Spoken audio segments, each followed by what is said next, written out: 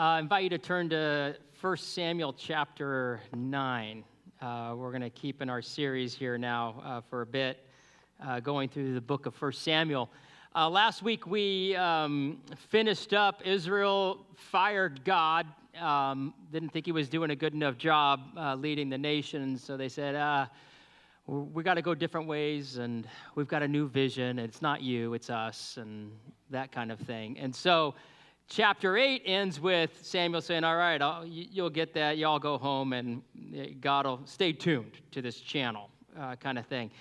And so we pick up 1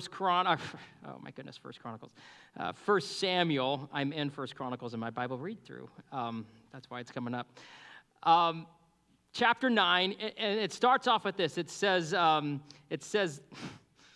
Samuel. I'm cold. That's what this is. That's all this is just, oh my word. There was a man of Benjamin whose name was Kish, the son of Abiel. I'm going to butcher some of these names. The son of Zeror, the son of Bechorath, the son of Aphiah, a Benjamite. So Kish is a Benjamite, a man of wealth. And he had a son whose name was Saul, a handsome young man. There was not a man among the people more handsome than he. From his shoulders upward, he was taller than all the people. Now, what Israel wanted was a king like all the other nations. And this story starts off with just kind of like laying the foundation. We don't know, like if you're just a reader, you've never read this before, or maybe you haven't read it before. We don't know if God is up to something here or God is not up to something. It might probably be a good guess to guess that he's up to something. And so we find out right here, allegedly, that this is what Israel's looking for. So God is saying, I'll give you the exact king you want. I'll give him to you. And so the exact king they want is somebody who's tall, somebody who's good looking, and somebody who's rich. That's the qualifications of a great king. Sounds like America.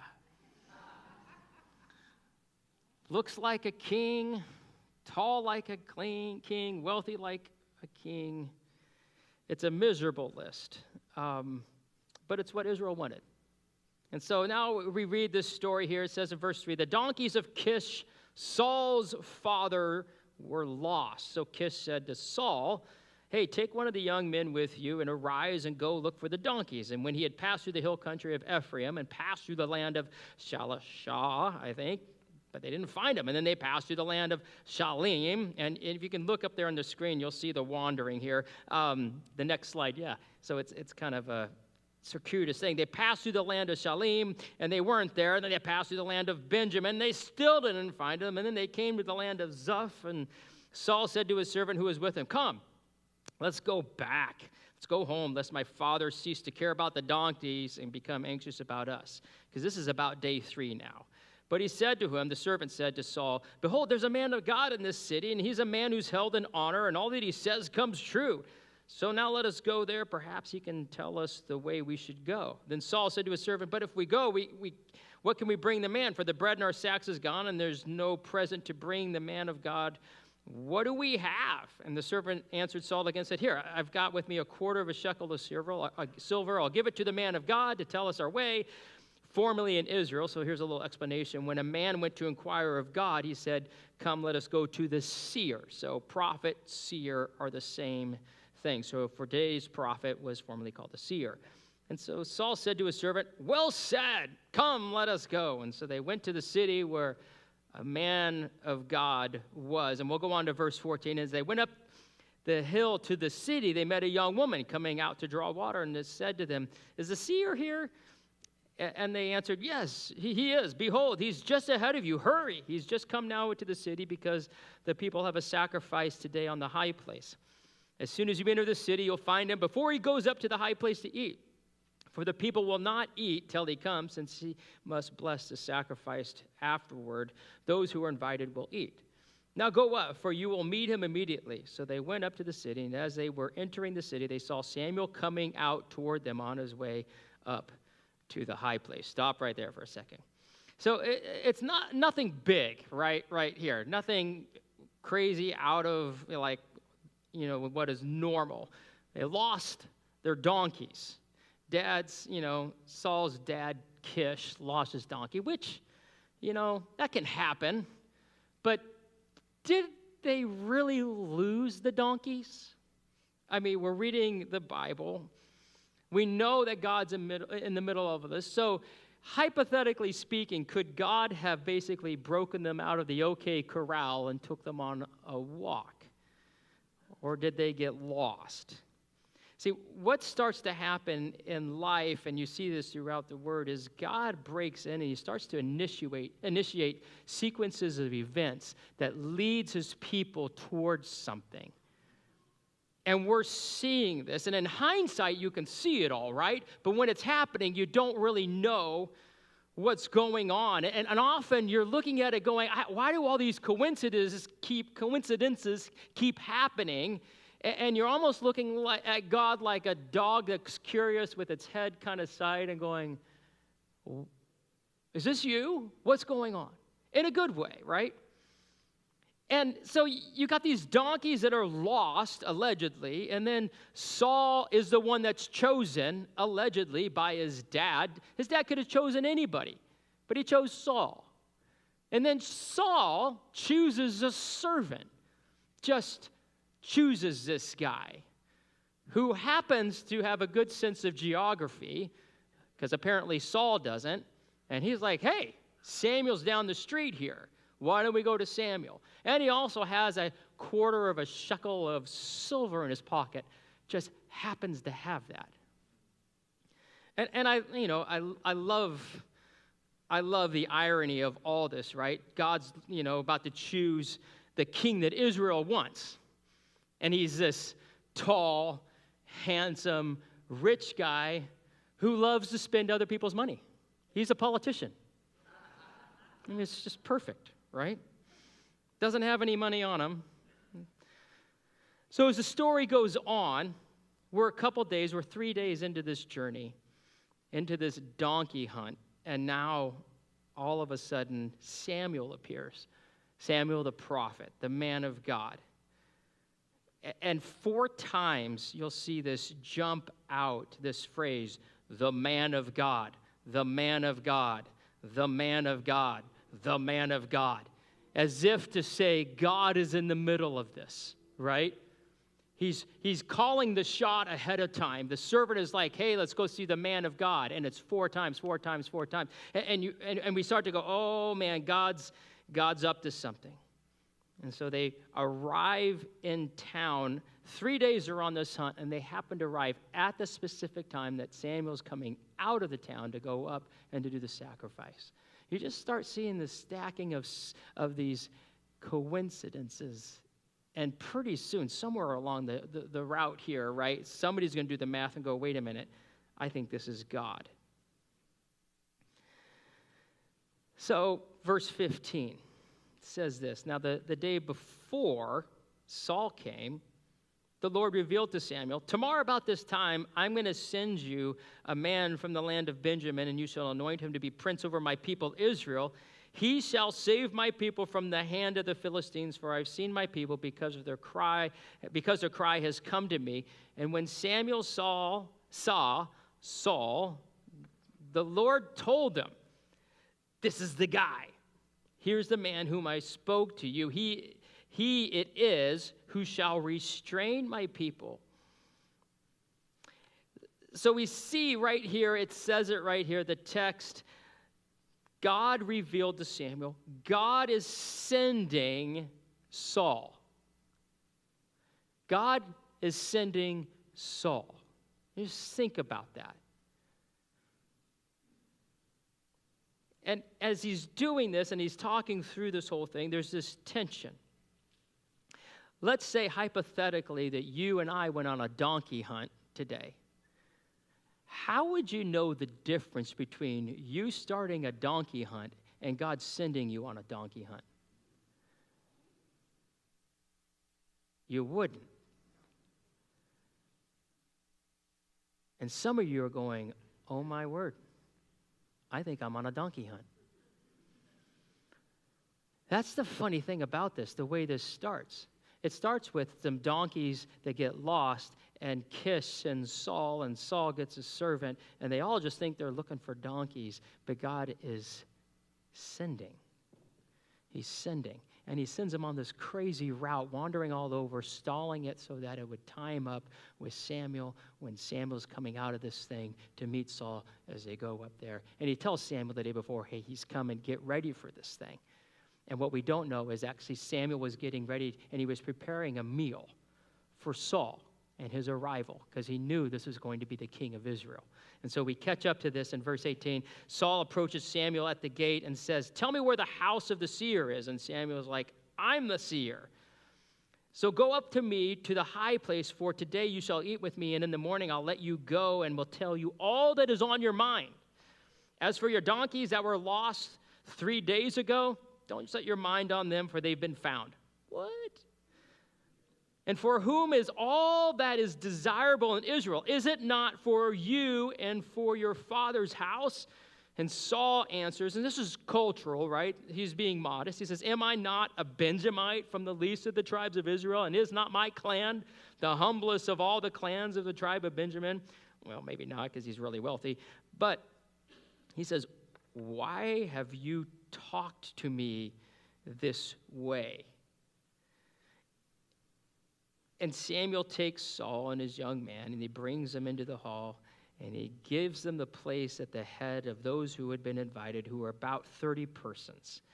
And Samuel said to the cook, bring the portion I gave you, which I said to you, put it aside. So the cook took up the leg and what was on it and set them before Saul. And Samuel said, see, what was kept is set before you. Eat, because it was kept before you until the hour appointed that you might eat with the guests.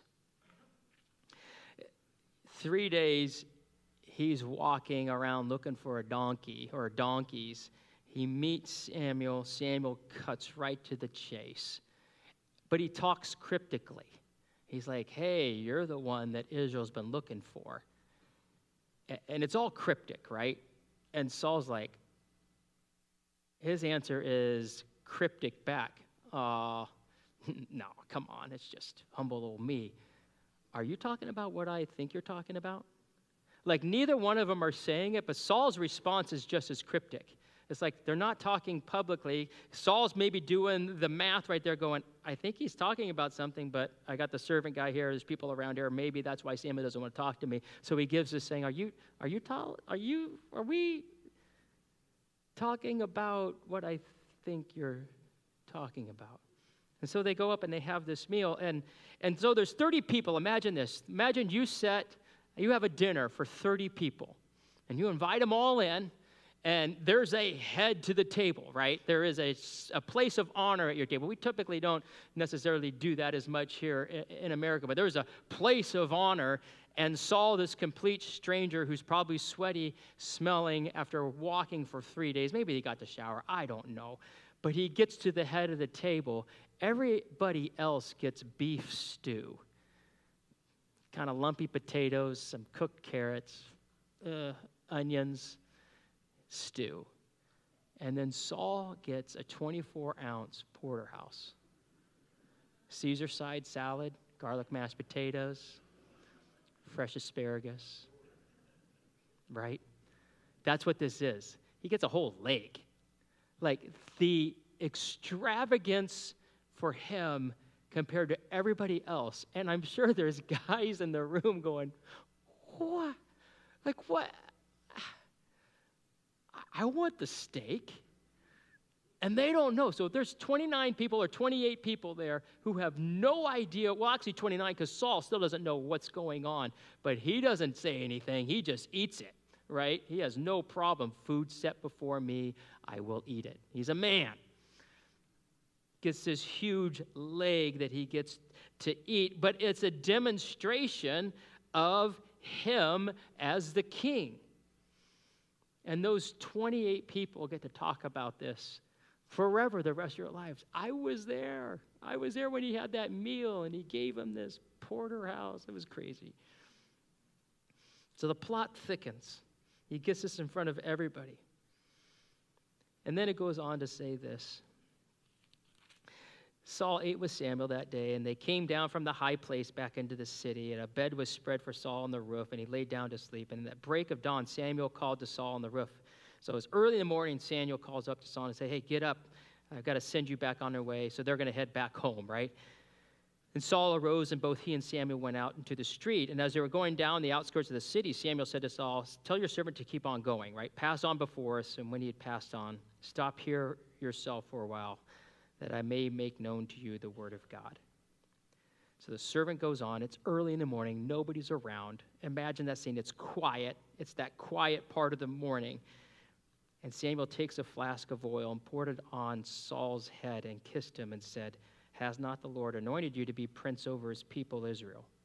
And you shall reign over the people of the Lord, and you shall save them from the hand of their surrounding enemies. This shall be a sign to you that the Lord has anointed you to be prince over his heritage. When you depart from me today, so here's confirmation, 3 signs. When you depart from me today, you will meet 2 men by Rachel's tomb in the territory of Benjamin at Zelzah. And they will say to you, the donkeys that you went to seek are found, and now your father has ceased to care about the donkeys and is anxious about you, saying, what shall I do about my son? Then, sign number 2, you shall go on from there farther and come to the oak of Tabor. 3 men are going up to God at Bethel, will meet you there, one carrying 3 young goats, another carrying 3 loaves of bread, and another carrying a skin of wine. They will greet you and give you 2 loaves of bread, which you shall accept from their hand. After that, 3rd sign, you shall come to Gibeath Elohim, where there is a garrison of the Philistines. And there, as soon as you come up to the city, you will meet a group of prophets coming down from the high place with harp, tambourine, flute, lyre, before them prophesying. And then the Spirit of the Lord will rush upon you, and you will prophesy with them and be turned into another man. Now, when these signs meet you, do whatever your hand finds to do, for God is with you. Then go down before me at Gilgal. Behold, I am coming down to you to offer burnt offerings and to sacrifice peace offerings. 7 days I need you to wait until I come to you and show you what you shall do. I mean, this is pretty intense. He gets anointed as king. He gives 3 signs from God to confirm it. Donkeys are found, guys with food, and then prophets. And you're going to prophesy. 2 seem kind of normal, could be coincidence. 3rd one, not so much. You know, I don't know if you ever think about this, but when God puts a call on your life and you stand in the place of a Samuel, we have 2 sides here. We got Samuel, who is used to being used by God and hearing God and moving with God as God sends him, because God's chosen Samuel, and everybody understands Samuel. So I think if you look at this from Samuel's viewpoint, it's real easy to see this, right? Samuel hears from God. Samuel goes to some stranger, anoints him as king, and then says, hey, there's going to be 3 other signs. Feeds him this meal that he heard God say, hey, give him this meal. Now, let me ask you something. If you were Samuel, would you have done that? Think about it. If God tells you this morning, I know who the next president of the United States is, I want you to go over there, try it, fly over there, or actually I'm going to bring him here to Sarasota because it's warm. I want you to go find them out there on Siesta Key. They're going to be by the yellow lifeguard rack thing, and I want you to get some oil, and I want you to anoint them and tell them they're going to be the president of the United States. Would you do it? That's how strange this is. We often just dismiss it because we've heard the story forever. Would you have the confidence to do that, cook a meal prior to the person coming and saying, God, you're telling me to cook a meal. I'm going to cook. I'm going to dishonor all my guests, my 38 friends, and feed this stranger? Would you do it? Would you go on to tell them, hey, 3 things are going to happen today. Your donkeys are found, which there's no telephone. There's no nothing. Telephone. Boy, that's like 90s and 80s. There's no phone. There's no cell phone. You're going to meet 3 guys, and you're going to prophesy. You're going to be filled with the Spirit. Would you do it? See, we're used to Samuel doing it because Samuel was chosen, and of course he would do that because he's heard from God. I think often when God chooses us, He calls us to do things that we look at and go, that is nuts. What are you thinking? And the self-talk happens. Not me. No way. Not going to do that. You ever have moments, if those of you who have been walking with God, you ever have moments where you look back and you go, I knew that was God speaking and I didn't do it. Now, I'm not saying God is telling you to go to anoint the next president of the United States. But I am saying, when God speaks to us, it's often in ways that we think, this is not what I would expect. This is not how I wouldn't have written it like this. Now, from Saul's viewpoint, I mean, this is crazy. I've now been king, and I can't even hardly believe that. And it gets these three signs, and this is what happens when God chooses us. He often comes along and says, hey, he's gentle and he's gracious and he's understanding, because he knows when he chooses us and sends us that often we're going, what? Like how? How is... And so he gives three signs of confirmation. Donkeys are found, these three guys he meets, the prophets, and it all happens. And in verse 9, when Saul turned his back to leave Samuel, God gave him another heart. All these signs came to pass that day. When they came to Gibeah, behold, a group of prophets met him, and the Spirit of God rushed upon him, and he prophesied among them. And when all who knew him previously saw how he prophesied, but the prophets, the people said to one another, what's come over the son of Kish? Is Saul among the prophets? And the man of the place answered, and who is their father? Therefore became a proverb, is Saul also among the prophets? And when he had finished prophesying, he came to the high place. Saul's uncle said to him and his servants, where did you guys go? And he said, to seek the donkeys. And when we saw they weren't to be found, we went to Samuel. And Saul's uncle said, please tell me what Samuel say to you. And Saul said, stuff. He told us the donkeys had been found, but about the matter of the kingdom of which Samuel spoke, he didn't say anything. You know, is this a moment where Saul, some people wonder, this is very similar to what happens to someone who starts to follow Christ. Given a new heart, and the Holy Spirit comes to dwell with them. Is Saul saved? Well, that's not, this passage isn't talking about salvation. People argue, he was saved, he wasn't saved. The Holy Spirit leaves him. I don't know, God still regards him as an anointed one of his kingdom, a king that was chosen. And so there is a place of honor that Paul seems to have in Scripture. So I don't know, that's not what the passage is about. But when God chooses his people, he gives them the power to do what he's called them to do. The story is about God choosing someone and then sending them. I don't know if you're comfortable with that. Are you okay with that? Do you know that God chose you? Jesus was talking to the disciples, and he said to them in John 15, he says, look, you guys didn't choose me. I chose you. And I've appointed you to go and bear fruit that will last. I chose you. Do you know God chose you? And that he has sent you? And do you know what he has chosen you for and sent you to do?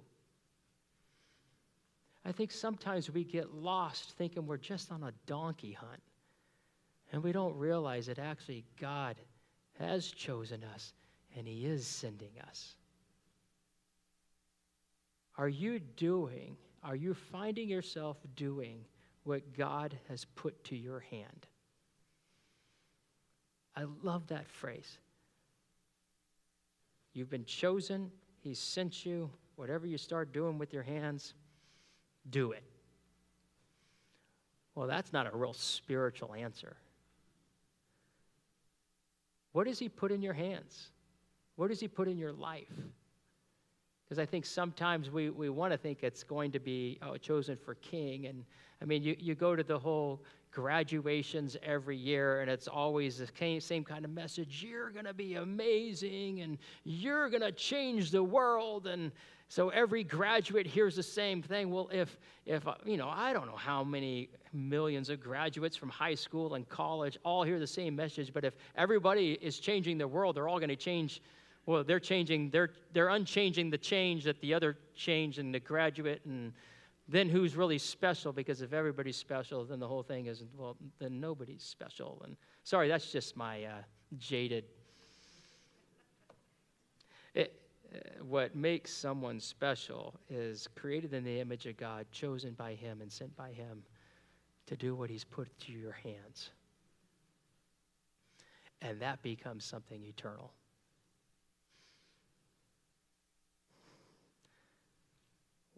What are you doing with what is in your hands, with your life? You're chosen, and what you're doing is not just building a widget or selling something. It's not just getting a salary, an hourly wage. There's something sacred in what you're doing. And he's asked you. He's called you. Do you know you're chosen? And are you living that way? Invite the team to come up. It was interesting when Rick Warren, a pastor out of California, you might not have heard of him, you may have heard of him, wrote a famous book, Purpose-Driven Life. That thing, I mean, it's 20 million copies. I don't know how many languages now. And don't quote me on the 20 million, it may be more than that. It touched a nerve in everyone because everyone is looking for purpose. Every generation is looking for purpose. So that book just swept through that generation in the church. But it touched something in the hearts of people that said, there's got to be more that I'm living for than just trying to find some dumb donkeys. Do you feel like when you wake up, there's got to be more that I'm living for than just chasing donkeys or whatever it is? Does it feel like I got to live? There's something more outside of just the job, retirement. I remember watching my son would come home. He worked at Palm Air Country Club. And they would have their things all week long. And he says, Dad, it's always the same people that are coming in. And he says, they're all so rich. And he says, and they all have nothing to live for. He's like, he was just shocked. He's like, the women have their things. He said, most of these women are drunk by the end of it. And this is in the middle of the day, which is so sad. And that's not to say all the other stuff that was going on. If you're saying there's got to be more to life, I'm telling you, God has chosen you for more. He has sent us for more. Maybe we need to slow down and say, God, what is it? What is it you've called me to, chosen me for? Yeah, I had these up here, and these are the prayer cards of people saying, hey, I'm committed. And it's, there's no names on them, but, we're doing this prayer for revival for the whole year. And when I'm reading through these things and seeing people committing to prayer, committing to praying for revival for themselves and for this church, and that's what this is, right? It's living for what God has chosen us for. If you haven't committed to doing this and you're part of this church, why not? This is where it starts. It starts as something that simple.